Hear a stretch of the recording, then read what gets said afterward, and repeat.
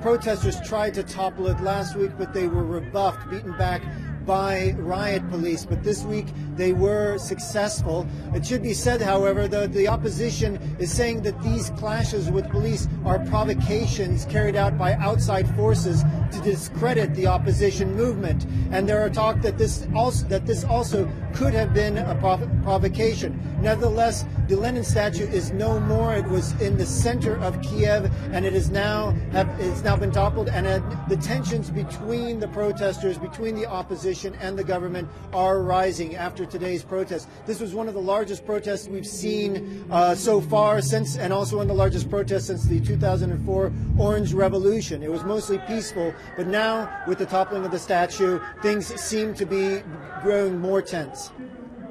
Well, the police presence in the center of Kiev around the protest behind me is minimal. There are some police officers out there, but they're not as present. They don't really come across them. But it should be said that around the government buildings, not far from here, the presidential administration, the cabinet of ministers where the prime minister sits, and the parliament, there is a very heavy police presence. In fact, they've set up barricades with riot police behind them, ready to fend off the protesters should any incident start.